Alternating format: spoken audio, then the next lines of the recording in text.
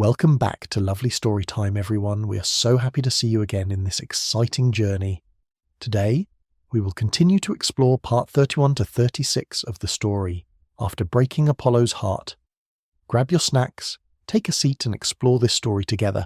Don't forget to like, subscribe and hit the notification bell to stay updated with our latest content. Let's get started. Chapter 31, Daphne. The king of gods wasn't the white-bearded, muscle-bound old man of later tales.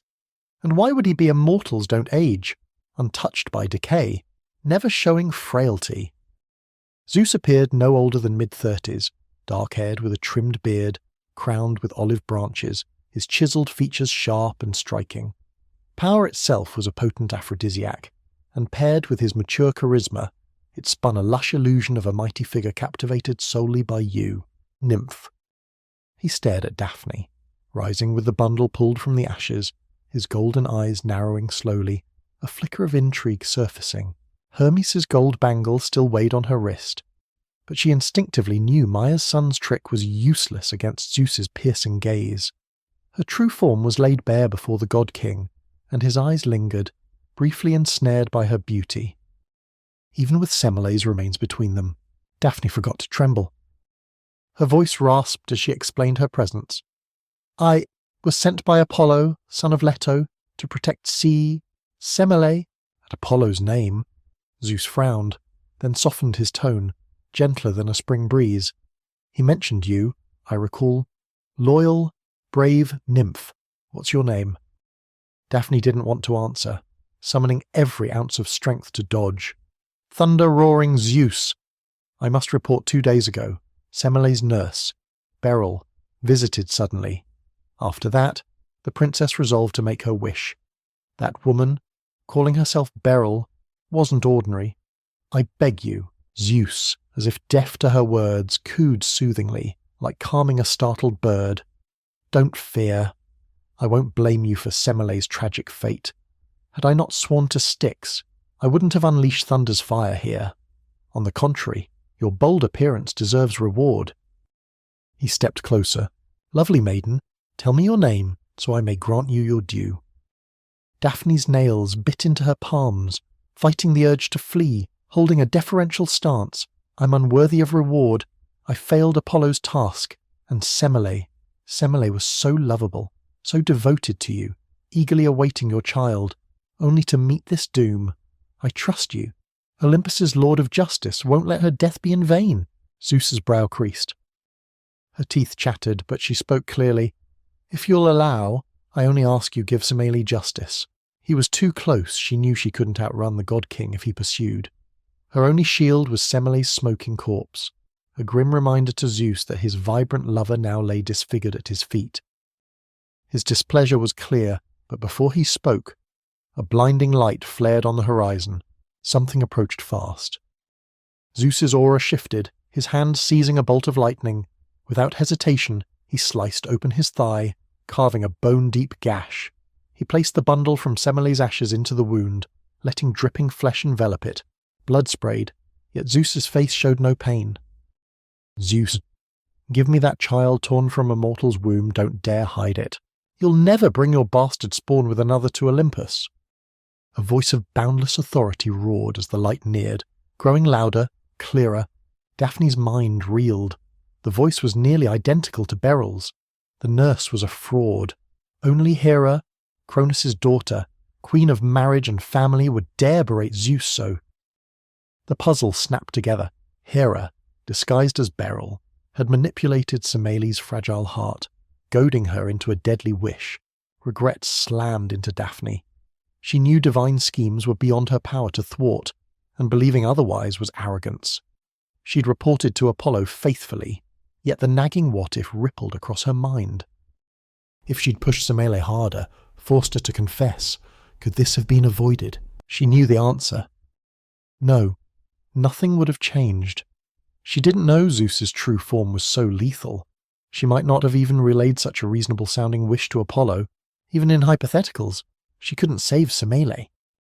Daphne turned mechanically, her nymph's eyes faintly catching the silhouettes of 4 sky horses pulling Hera's chariot. The queen was here, she couldn't stay, couldn't be noticed. She slipped into a window's blind spot, ready to flee at the first chance. But Hera wasn't the only one racing toward the thunder's epicenter.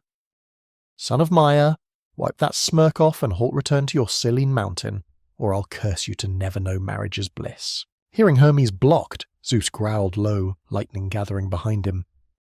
Daphne, terrified, pressed against the wall. Zeus's gaze flicked to her, as if just recalling her presence. The God King's fingers dug into his thigh's wound, yanking out the blood-soaked bundle. "You nymph," Zeus said, instantly before her, thrusting the premature infant into her arms. "Take this child and leave now. Find Hermes, give it to him. I grant you concealment from all eyes until you reach him, save for Maya's son and this newborn.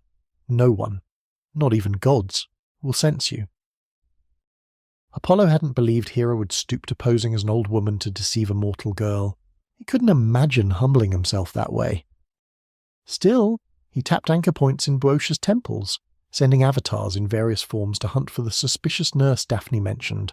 Hermes had scoured Thebes, but no one, not even gate guards, recalled an old woman matching her description. No trace surfaced on roads leaving the city or in nearby towns. Searching rural villages, even as a raven, would take too long. No trace was the loudest clue. A gnawing dread pulsed at Apollo's temples, urging him to refocus on Thebes. He complied. His divine awareness snapped back to his Theban form just as thunder roared nearby. Boom! Thebes' twilight sky blazed white as day. Apollo, heedless of drawing other gods' notice, flew toward the thunder's source. The palace was chaos, mortals shouted. Slaves frantically hauled water to douse flames, but none dared approach the fiercest blaze. 2 Olympians faced off there, their razor-sharp auras felling any human who neared, knocking them unconscious. Apollo soared over the crowd, ignoring their gasps at the radiant trail he left. His divine sight pierced smoke and flame, spotting Olympus's most exalted gods locked in a beastly standoff, one towering, one aloft. Apollo had no desire to provoke Hera, risking trouble for his mother Leto, and cloaked his presence. "You humiliate me daily with your reckless antics, and it's not enough. You think I enjoy chasing your every fling. You believe I care about your countless bastards. I don't hear me with your dull ears. I stopped caring long ago. I have no choice but to act." Hera's piercing words hit first, but Apollo's eyes locked on Zeus. A flicker of panic crossed the God King's face, as if struck by an unexpected blow. Cronus and Rhea's cherished daughter, gem-crowned, stood proudly on her sky chariot, glaring down at her husband. Gradually, her regal face softened, anger fading faster than the sunset's glow. Her raised voice cooled. "Zeus, you'll not bring a mortal-born infant to Olympus, home of immortals.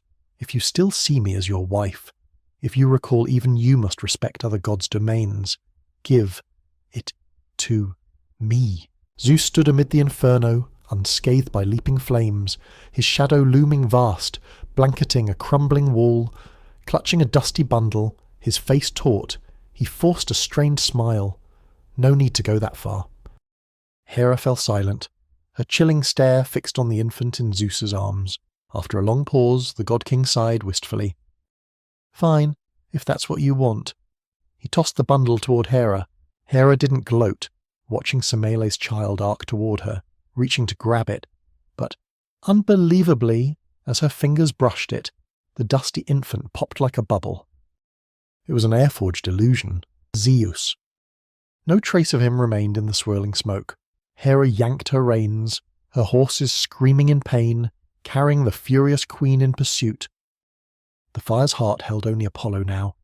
Nameless panic flooded his chest. He realized why he lingered, despite Zeus and Hera's departure. He had to find something. Scanning swiftly, stone walls shattered by divine thunder were charred ruins, unrecognizable from the palace's layout. Nothing moved. No life survived the lightning-sparked flames. He focused, straining for any faint cry or breath. Tuning out irrelevant noise, he honed in on nearby sounds. For ages, all he heard was fire-licking stone, sparks crackling, and his own whisper, "Daphne!" And the silence of no reply. It dawned on Apollo that since the thunder fell, he hadn't heard her pray to him at all. Chapter 32, I'll stay safe. Daphne didn't sulk at Apollo's dismissal. flashing a light smile as she settled back on the stone. "You must have other stuff to handle. Don't worry about me, I'll just sit tight here." Apollo turned away, leaving her. Facing the mountain, he called out, "Guardian of Parnassus, I summon you in the name of Zeus, son of Leto." The divine summons barely echoed before an androgynous elder appeared on a nearby ridge, draped in a hooded cloak, voice rasping. "Son of Leto, what's your business?" "I've chosen Delphi as the temple for my oracles to mortals. I need your aid to guide the mortals building it, leading them to nearby quarries so they can fulfill their task." The mountain god nodded. "Done. Also, I'd like to borrow your servants to start constructing the altar and central hall the temple's core. Those parts can't be entrusted to mortal hands. In return, I'll protect these lands near Delphi." "No trouble at all," the god agreed readily. "No issue there." Apollo replied, "My servants will arrive soon." Radiant Apollo, "I trust you'll keep your word." The elder vanished as the words faded, almost instantly. The ground quaked, something massive approached. Daphne hugged her knees, eyeing the commotion warily. Boom, boom! Heavy footsteps thundered, and a colossal figure parted the trees. First, she saw a foot, rock-hewn, spanning yards, crusted with lichen. Another step, and the visitor fully emerged, a giant forged of stacked boulders. The rock giant halted 5 paces from Apollo, its mossy, verdant face lowering to gaze at the golden-haired deity if the hollows in its stone head were eyes. "I need durable, fire-resistant stone," Apollo said, unfazed by the creature's form, pacing the temple's core to show the giant, "Enough for the hall's foundation and the altar ahead. Can you manage?" The giant didn't speak, reacting sluggishly. After a long pause, it nodded. "How long?" Another endless wait, like an echo crossing a valley. The giant turned slowly, looking back. Familiar heavy steps rumbled again, louder this time, startling flocks of birds into flight. A whole crew of moss and vine-draped rock giants lumbered in, hauling stone. Daphne, wide-eyed, soaked in the sight of these fantastical beings, outshining any movie CGI. By comparison, the river god's mermaid and clamshell servants, chatty as they were, lacked this jaw-dropping grandeur. The stone-hauling giants were shorter than the first, likely their leader, Apollo, clearly no stranger to such divine minions, split them into 3 teams, assigning tasks. Soon, the giants worked in sync. One group sliced stone with massive axes, another shaped the cut blocks, and the largest team filled the foundation's deep pits. While builders built and Apollo directed, Daphne, free of duties, propped her chin on her hand, lazily admiring the overseer's commanding presence. He had to feel her stare but didn't spare her a glance, fully embodying his earlier rebuff. Undeterred, she grinned. Under Eros's gilded filter, even his golden scalp was stunning. Her eyes feasted on the handsome god, but her hand stayed busy. A blooming shrub nearby caught her eye, and she gathered a heap of flowers, piling them on the stone to weave a garland. It was a new trick learned from her nymph sisters. Since Daphne could infuse plants with a touch of life, her flower crowns stayed fresh, a hit among Arcadia's nymphs. A hare darted past her stone. She glanced up, then resumed her craft. This garland was larger than usual. After 2 trial runs, she hit her stride, fingers dancing, nimbly twisting vines, leaves, and blossoms. Caught up in her work, her gaze finally drifted from Apollo. The golden god sensed it, stealing a sidelong glance before looking away. "I'm grabbing more flowers," Daphne called, hopping off the stone. Apollo didn't turn. She didn't wander far when long ears poked from the grass ahead, the same hare. It faced her, ears twitching, then bolted back into the foliage. Feigning curiosity, she hiked her skirt and trailed the hare deeper into the woods. The hare stopped in a forest clearing. Amid fallen logs and blue irises, crude stones formed a simple shrine. Daphne approached. Moss-obscured carved symbols in the stone's hollows. She couldn't read them, or guess which god they honoured. The hare leaped onto the shrine's top, staring at her with an eerie intensity, almost looking down on her. "Eros," she whispered, unsure. "It's me," the hare replied. It really was him. "Oh, guess you didn't know hares are my sacred animals. I can use them as avatars any time," Eros said in his usual chipper tone, though it sounded bizarre from a rabbit's mouth. "Won't you get in trouble here?" Daphne glanced over her shoulder. The hare's whiskers twitched smugly. No worries. He can't hear us. This was once a sanctuary for me and Aphrodite, abandoned after Python nested nearby. Temples, shrines, even tiny altars served as divine anchors, carving out a god's private domain. Eros sighed. Sadly, once Delphi's temple is fully built, his hold on this land will sharpen. Even if he doesn't raise this spot, he'll watch anything tied to me closely. We can't use this again. If you've got requests, spill them now, Daphne thought, then shook her head. Nothing for now, but I'm stumped about something. Shoot, I think. He's had a killing urge toward me. But it's not like he's onto your plan with me, she said, touching her neck where Apollo's hand had lingered. Any ideas?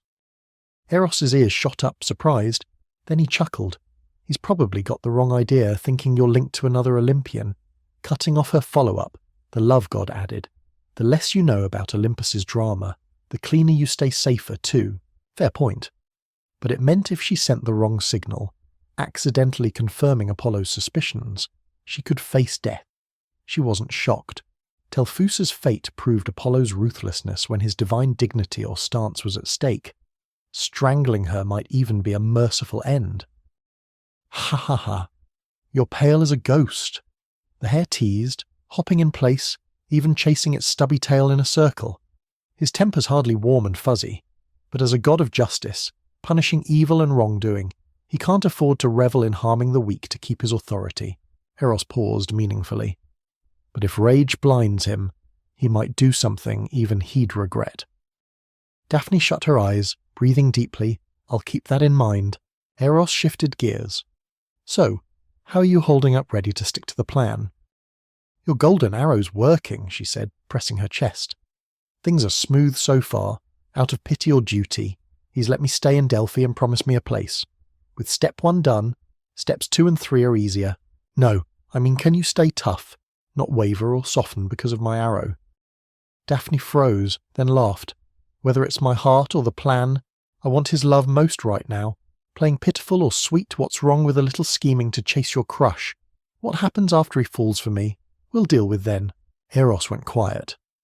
In that silence, Daphne sensed a cold, calculating intent, like watching a fire from across a river. Chapter 33, I Can Protect You. Daphne was sprinting. Clutching the bundle to her chest, she tore through the night, fleeing the flames and smoke, charred remains, thunder fire, divine gales, and golden radiance seared her mind, each step a desperate bid to outrun the visions flashing before her eyes. Thebes's Cadmea was pandemonium. Daphne wove against the tide of soldiers rushing to douse the fire, past lower city folk staring at the palace's blaze. Invisible as a colourless breeze, no one noticed her. Running too fast, she slammed into a donkey cart at a corner to the city gate. Bang! The donkey brayed, startled, olive oil jars clattering. The merchant wrestled the beast still, checking his cargo, then stared at the empty road and the unmanned gate, muttering in awe and fear. Gods above. Murmuring an apology in her heart, Daphne didn't stop, bolting through the gate, leaving Thebes's grey walls far behind. Where to next? Where could she escape the god's wrath? She only knew she had to run farther.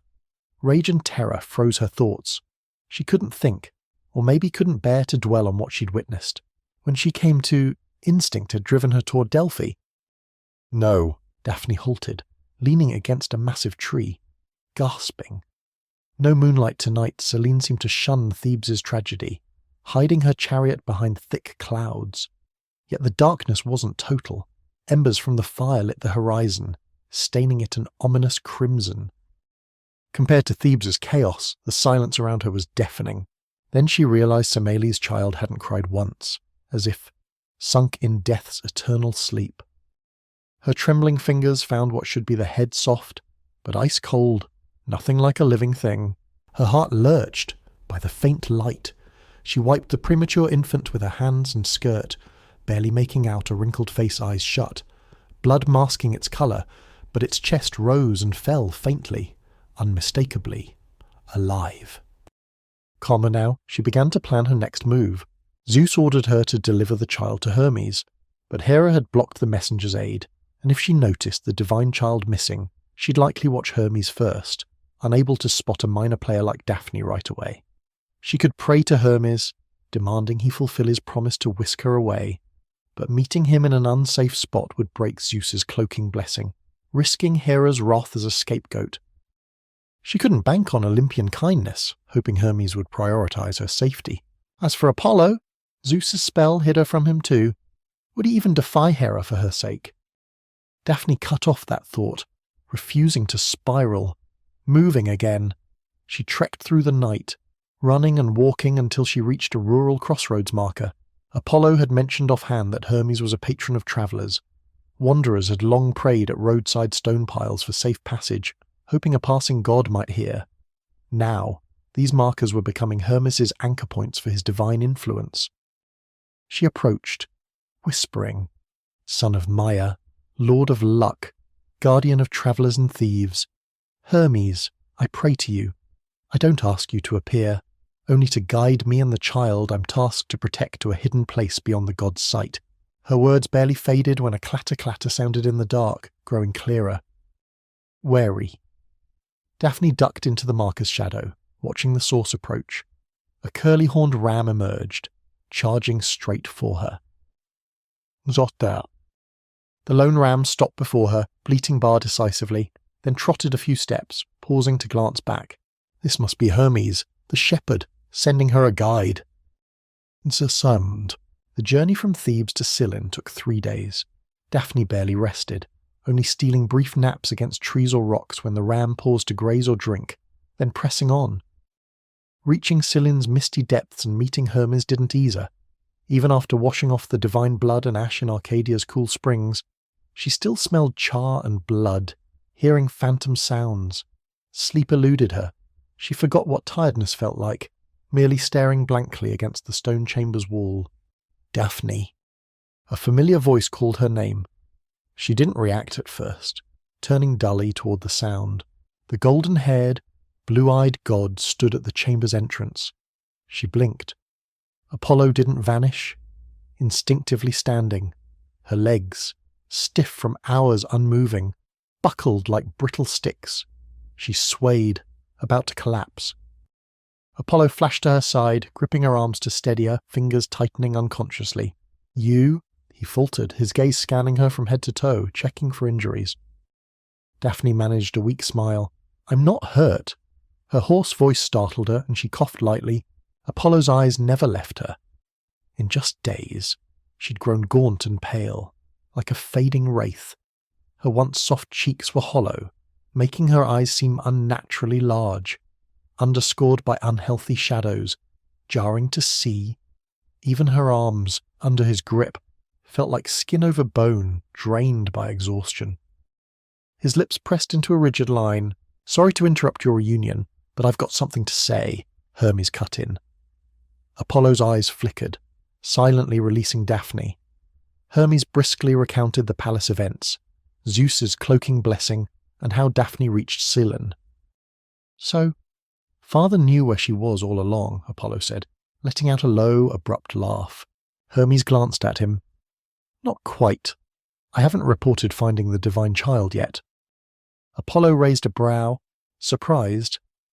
Daphne blinked, equally shocked. Hermes nodded toward a niche in the cave wall, where a familiar cradle sat. The little guy's frail, his power incomplete, always sleeping. But Mother says some ambrosia, nectar, and honeydew should help him recover and grow. Hera has her spies. I'm not ready to tip my hand. Apollo nodded.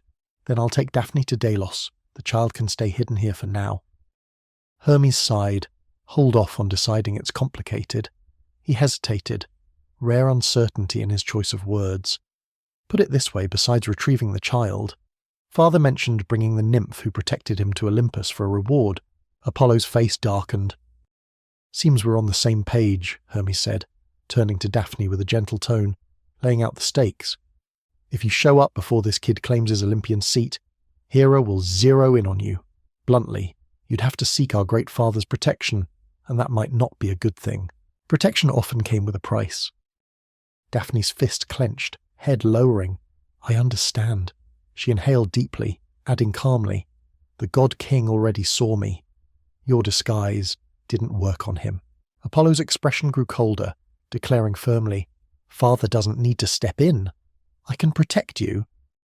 It was his first clear pledge to her. She froze, stunned. Her reaction caught his eye, his lashes fluttering rapidly. Hermes wasn't impressed. "And you'll shield her forever, keeping her at your side. You don't need me to remind you how terrifying Hera is. Divine favour fades with time, her grudges don't. Can you guarantee she'll always be in your sight, not a single slip? No opening for Hera to strike."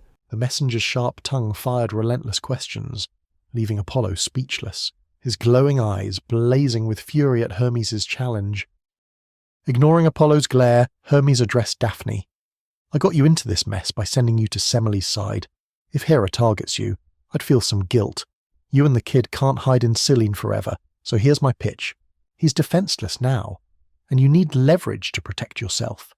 The best move is to keep him with you, dodging Hera's hunt, helping him however you can. Just getting him out of danger pales next to nurturing a new god until he claims an Olympian throne. That glory could elevate you to a star goddess. No exaggeration. With multiple Olympians backing you, even Hera would have to redirect her wrath.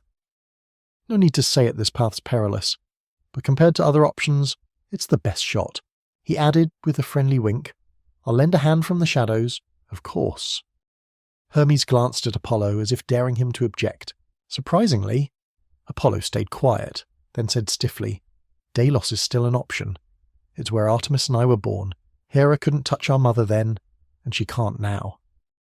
Hermes sighed, meeting Daphne's eyes with rare sincerity. "The choice is yours."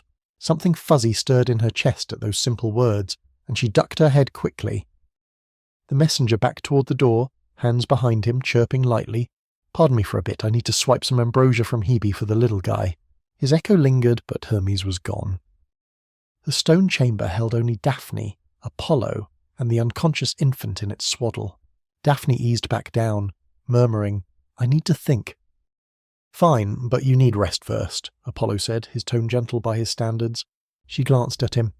"You look like you've got more to say." "It's not urgent." She smiled. "I can't sleep anyway. Don't hold back." Apollo frowned, then said slowly, "I didn't hear your prayers." A half-beat pause. "For 4 whole days." Daphne fell silent, startled, staring at the floor.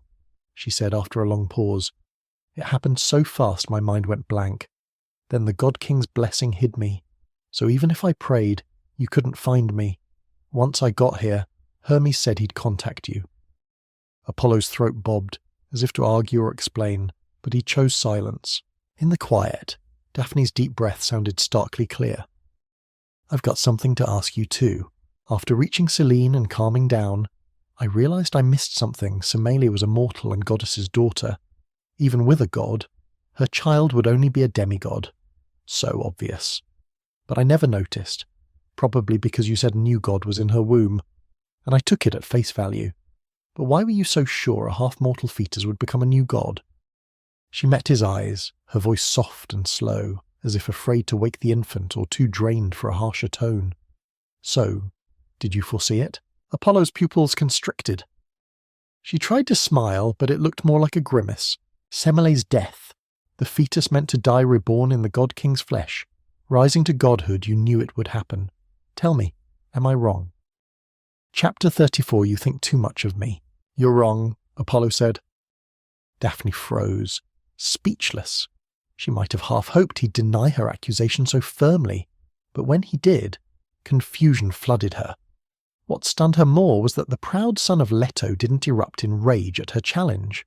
"You assume my prophetic mantle makes me all-knowing of fate's path," he said, his voice eerily calm, pausing before drawing a conclusion from her words.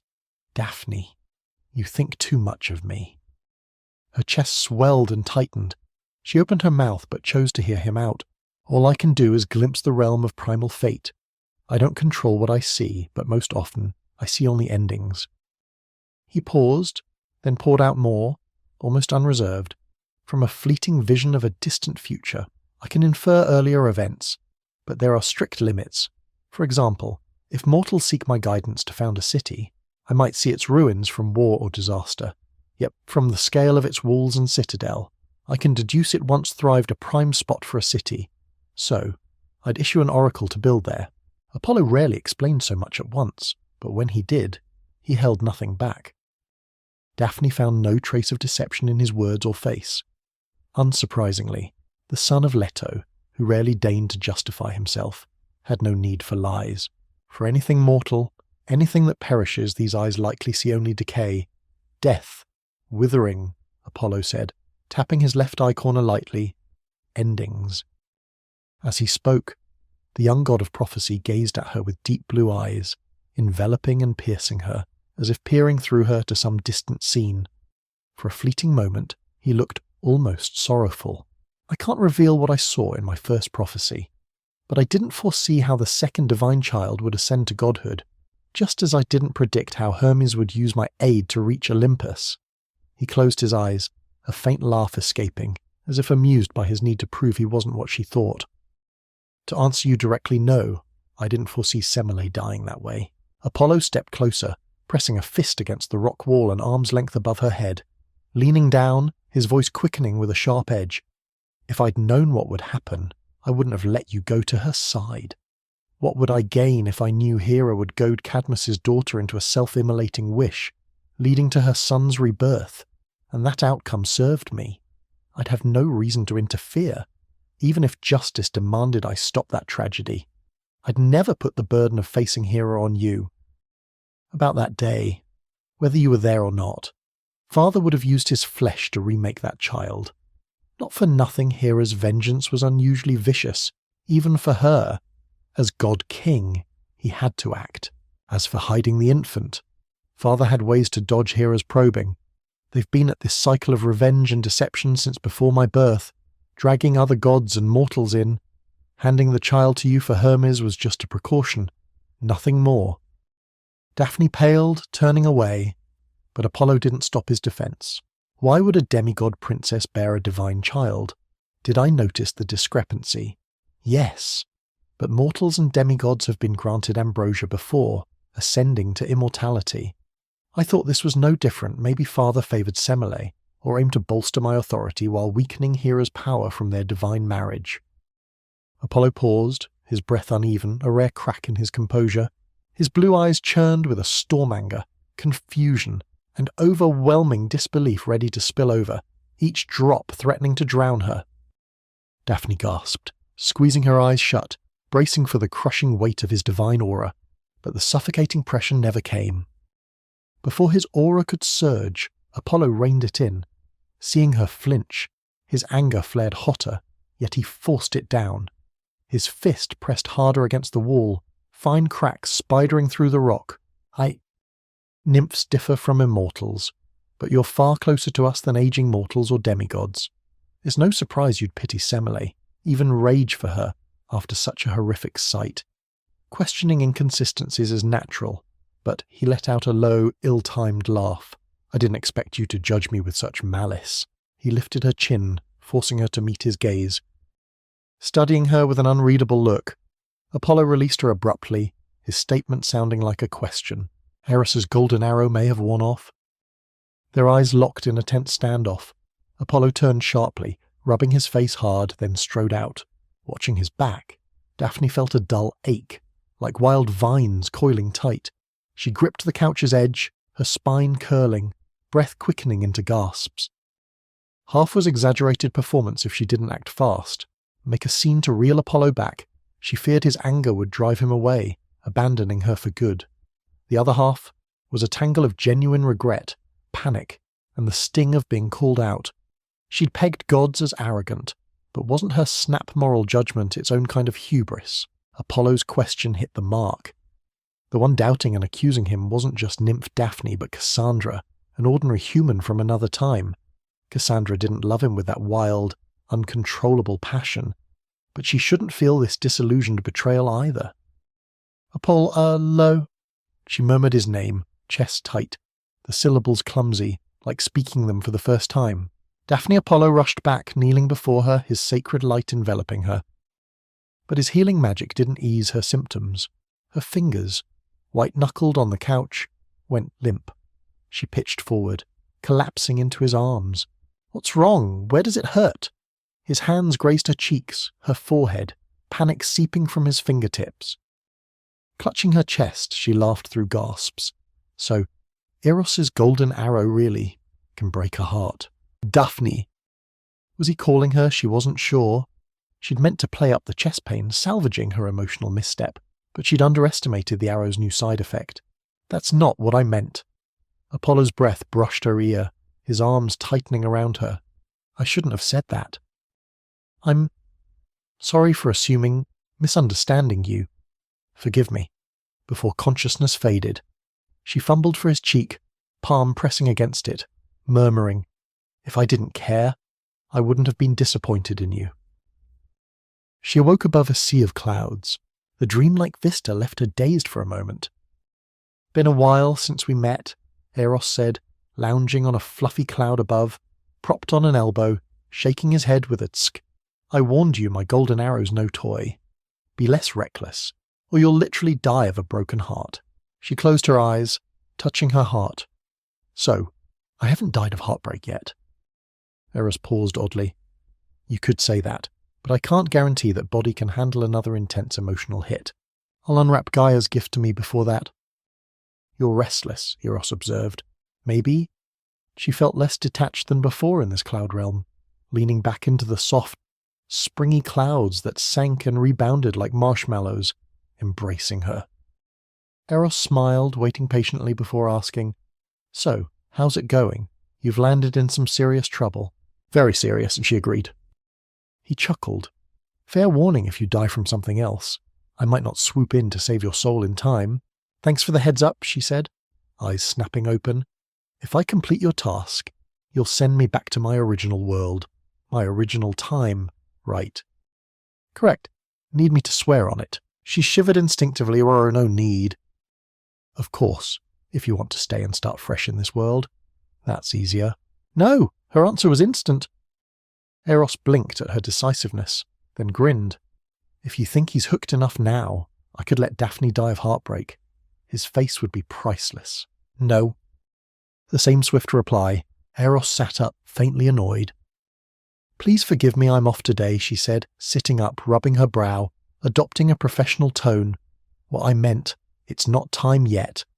The regret of unvoiced affection ending abruptly can't compare to the pain of true loss. Apollo cared for her, was drawn to her, maybe even liked her.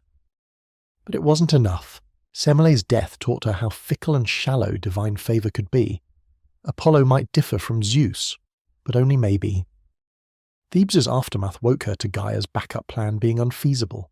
In a world where gods ruled the order's apex, true peace was impossible. She could lose everything at any moment. Now, caught in a divine chess game, even fleeing wouldn't spare her from Hera or Zeus. This body's remaining decade would hardly be carefree. She could only survive while carving an indelible mark on Apollo's existence. It aligned with her original goal, but wasn't a reset. She'd no longer hesitate over fleeting guilt. Gods weren't foes she could lightly judge with mortal morals. Love could be a gentle breeze, a predator's strike, or a tender blade blending both.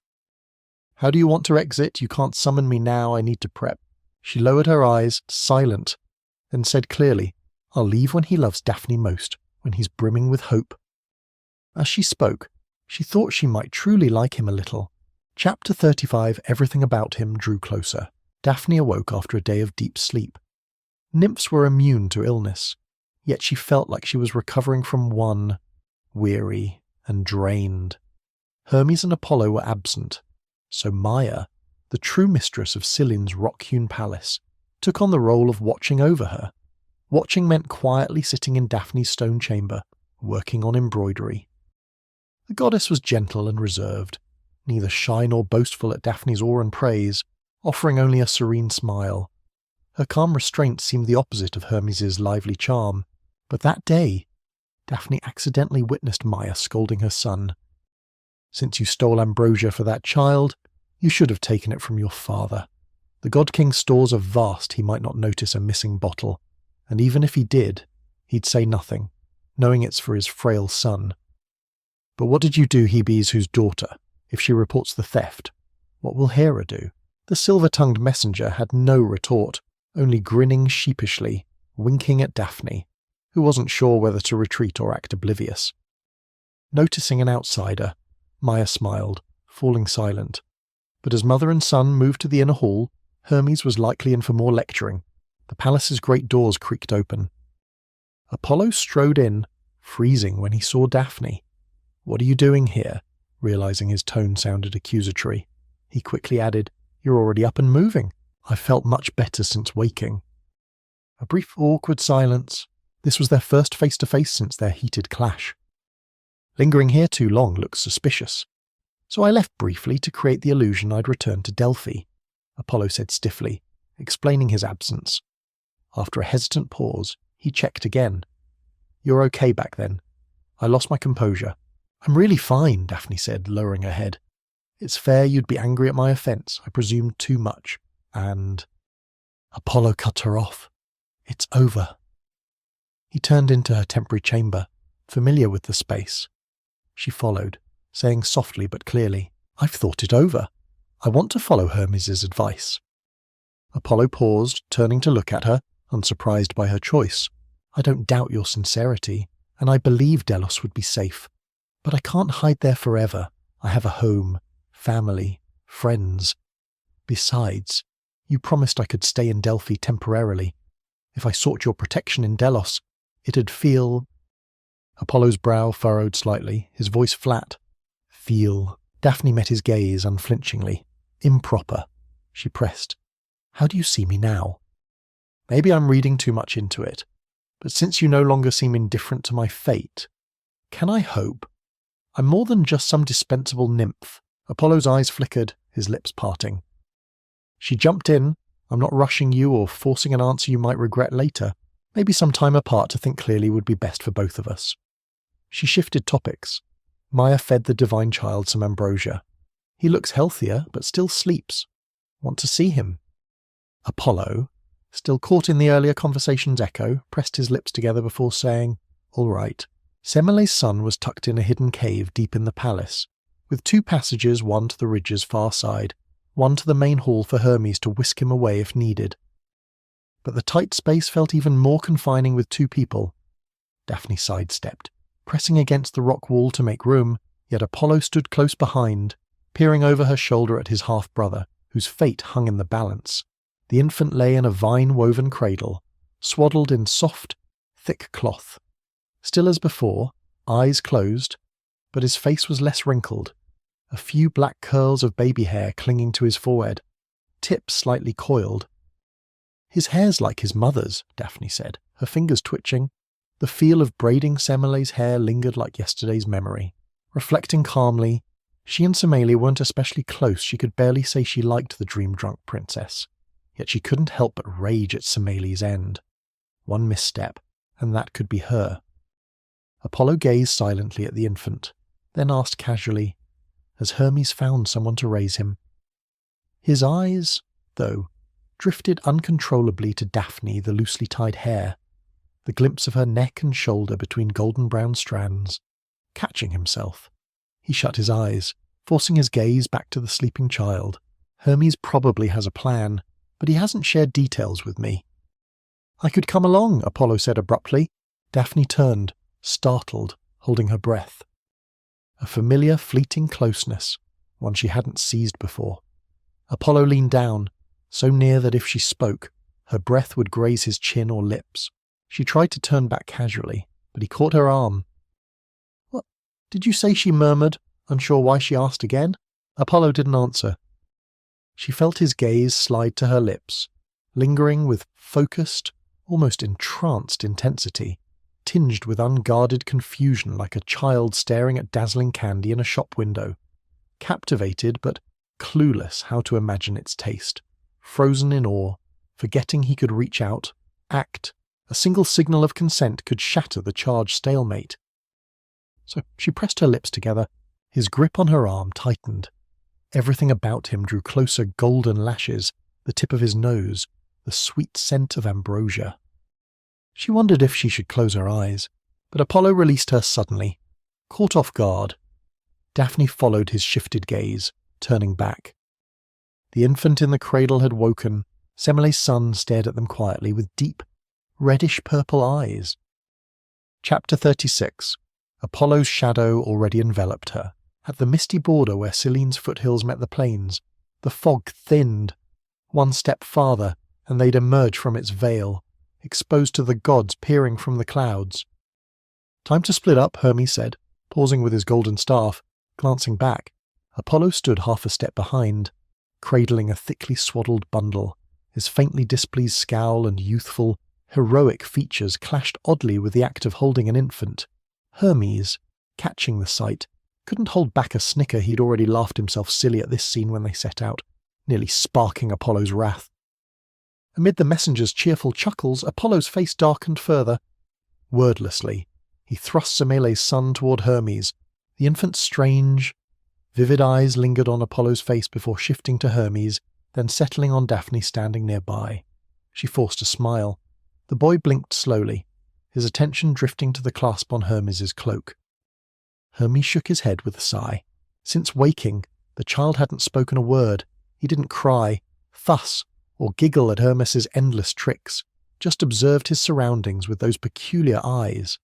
Apollo initially suspected his weakness, unlike other divine births left his mind incomplete. Yet when the boy studied anything in view, he seemed thoughtful, his focused gaze sometimes unnervingly intense, far from a naive newborn's. A strange one, no doubt. The awakened divine child couldn't stay in Sicyon. Maya, ever discreet, had no duty to risk sheltering him. Her brief hospitality was likely for Hermes' sake. Besides, lingering under another god's protection stunted divine growth. Every god had to perform miracles and spread their name themselves, accepting mortal or demigod offerings or aid, but direct help from other deities was rare. It destabilized their authority. "I'll head out first. Get the little guy to Orchomenus pronto," Hermes said. Orchomenus, a city near Thebes, was ruled by Queen Ino, Semele's sister.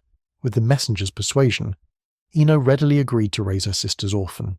Hera surely noticed one of Semele's attendants was missing, and would likely hunt for a young woman with an infant. To evade the queen's search, Hermes planned to deliver the child to Orchomenus' palace first, with Daphne following later under a forged identity to serve there. Hermes glanced at Daphne, waggling his staff. A sheep trotted up from the mist with a clatter-clatter. "No rush to get there, I'll wait at the south gate, keeping an eye on the city." His gaze flicked meaningfully between her and Apollo, a cheeky grin spreading. "You two probably need a goodbye. I won't intrude." The messenger's merry voice faded with his figure into the fog, leaving only the mountain wind's howl. For a moment, neither spoke. Since that charged moment before the child woke, an indescribable tension simmered between Daphne and Apollo. On the trek from the rock palace, they'd barely locked eyes. Whenever Daphne sensed his stare and glanced over, Apollo was conveniently looking elsewhere. He didn't need to escort her this far, but he did, and she didn't ask why. "I can take you to Orchomenus. Avoid any trouble on the road," Apollo said suddenly. She blinked, slowly meeting his gaze. This time, he didn't look away, watching her quietly, awaiting her reply. "With Hermes' protection, I look like an ordinary nymph. No god would notice me," Daphne said, showing the gold bangle re-enchanted with the trickster's magic, her eyes drifting to the faint halo behind Apollo's golden hair. "Travelling with you might draw attention." Apollo frowned but didn't argue. Unlike Hermes, he rarely hid his identity, let alone posed as a mortal to blend in. "Before meeting you, I travelled alone from Arcadia to Delphi. I'll be fine this time too." "But from what I know, you're always stumbling into trouble." Daphne choked. No comeback for that. Apollo's brow furrowed tighter. He'd sounded like meeting him brought her endless misfortune. Seeing his expression, she smiled, stepping closer. "Before, when accidents pulled me from your side, I never got to say a proper goodbye. This time's different. Can I ask for your blessing to return to you safely?" "Granted," Apollo said, surprisingly swift, as if missing the subtle intent in her words. He tapped her forehead lightly. Daphne waited for a warm surge or some divine sensation. Nothing came. Confused, she looked up. "That's it." Apollo raised a brow as if irked by her bold question, but his lips curved faintly with a teasing smirk. She froze, realizing he might be messing with her. She wanted to glare but didn't dare, pouting and glancing aside. Laughter must be contagious, despite being the butt of the joke. She felt a giggle bubbling up. Apollo's gaze snapped to the sheep grazing nearby, his voice cool. Scram! The sheep bleated a long bar and trotted off. Daphne coughed awkwardly. I've marked you, Apollo said, his face serious as if the moment hadn't happened. His words carried a commanding weight. Wherever you are, your prayers will reach me, in danger, or if the golden arrow's pain becomes unbearable, call my name. Yes, a few beats of silence. Apollo steeled himself, eyes closing briefly. Hermes asked me to distract Hera on Olympus. I should go. Daphne nodded, then added quickly. One more thing I need clarity on. Semele's child has no name yet. What should I call him? He answered without hesitation, as if her question wasn't abrupt. Gods know their true names at birth. If he hasn't spoken, his power hasn't fully awakened. If his foster parents give him a temporary name, use that for Semele's son, he won't take offence. I see, she said. The golden arrow urged her to stretch this parting moment. Her lashes fluttered as she hesitated. Actually, there's one more thing. Apollo waited, almost indulgently. She shook her head with a wry smile. I shouldn't delay you. I'll head out after you leave. I'll pray to return to you soon. He didn't reply, but he didn't shut her down or draw a hard line as he once had. Daphne ran out of words. Goodbyes always ended in silence. Apollo studied her a moment, then turned southeast, opposite Hermes's path. His retreating figure stirred a faint ache in her heart. Not just the longing of watching a beloved go, but the unease of waiting for a die to land. Parting from Apollo now was a gamble. Betting her place in his eyes was unique enough that her absence wouldn't let someone else erase or replace her mark. If she couldn't weather a brief separation, she was merely expendable. How could her departure wound an eternal god? Her thoughts drifted, and when she noticed, Apollo's shadow already enveloped her. He'd strode back, pulling her into his arms. The sudden rush of Ambrosia's sweet scent from every angle, her forehead against his shoulder, her nose brushing his chest's folds, his tightening grip, and his voice from above, all of Apollo's essence flooded her senses, paralyzing her thoughts for a moment. Apollo, she whispered, dazed. This will ease the golden arrow's torment for a while, the god of healing said calmly, as if stating the obvious. Orchomenus, perched on a riverbank, was Boeotia's oldest city. Its tightly packed buildings and winding streets felt like a maze as Daphne followed Hermes through the darkened alleys. She soon gave up memorizing the route. Isn't this too close to Thebes, too risky? The most dangerous place is the safest, Hermes said, his words as swift as his steps. Ino, Semele's sister, rarely appears publicly except for big events. More importantly, she recently lost a child, so taking in an infant won't raise eyebrows. The palace, their destination, sat on high ground, second only to the city's temple to Zeus. Plus, father's the city's patron.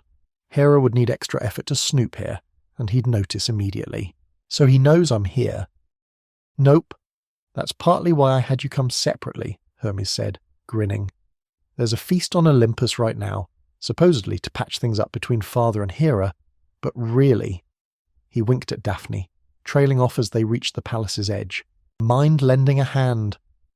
Hermes grabbed her, vaulting them lightly over the wall, landing silently in a corridor facing the garden. Without pause, he led her through several turns to a pair of closed doors. Hang on! The thief god's form flickered, vanishing into the keyhole. A startled cry sounded inside, then the double doors swung open from within. Hermes stood there, smiling. Come in. Turning to two women inside, he said, She's the nymph sent to serve Zeus's son. Report anything to her, she'll relay it to me. One woman, in her mid-20s, wore gem-encrusted bangles, her status clear. Her features faintly echoed Semele's she was Queen Ino. She studied Daphne cautiously. The gold bangles' glamour made her face bland and forgettable to mortal eyes. But Ino showed no disdain, stepping forward to grasp Daphne's hand firmly. Allow me to thank you. Daphne blinked, glancing at Hermes, realizing he'd likely told Ino about her escape with Semele's son, perhaps embellishing to boost her standing in the palace. She dipped her head in thanks, then asked Ino, Where's the divine child? Ino glanced toward a linen curtain at the inner chamber's entrance, gesturing for Daphne and Hermes to enter first. Lifting the drape, Daphne saw the black-haired boy in an ornate cradle, slightly larger than before, spotting her. Semele's son blinked, staring intently, unwavering. "It's me," Daphne said softly. She felt, inexplicably, that he saw through her bangle's disguise, recognizing her instantly. Ino gazed at the eerily quiet boy, worry creasing her face. He ignores us, doesn't cry or smile, and refuses milk, only letting us dab honey on his lips. It's troubling. Hermes replied calmly. He's beyond death's grip now and doesn't need what mortal infants crave. Don't worry, I'll bring more ambrosia. But first, I need you to do something else. Ino leaned in, attentive. Prepare girls' clothing from infant to young maiden, all sizes. Ino froze. Daphne's eyes widened, catching on. Hermes grinned at her, then addressed the cradled infant seriously. That's right, to evade the search. You'll pose as a girl for now. Any objections? The boy glanced at the messenger, then lost interest. Hermes sighed, chuckling. I'll take that as a yes.